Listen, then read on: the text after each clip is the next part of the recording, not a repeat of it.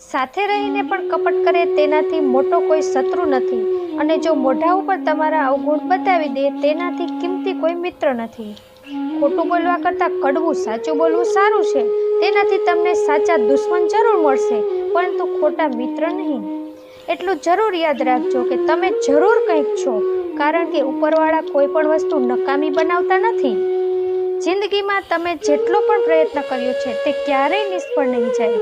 જેમ પથ્થર પણ છેલ્લા ફટકાથી તૂટે છે, પરંતુ તેનો પહેલો ફટકો ક્યારેય નકામો જતો નથી. આપણી મુશ્કેલી તેવા લોકોને બતાવો જે તમને સમજી શકે, કેમ કે મલમની દવા કોઈના ઘરમાં હોય છે, પરંતુ મીઠું તો બધાના ઘરમાં હોય છે.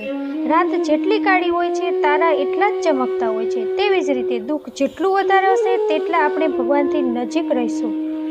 ઈશ્વરે આપણે બધાને હીરા જ બનાવ્યા છે, પણ જે લોકો જેટલા ખસાશે તેટલી તેની ચમક વધારે હશે.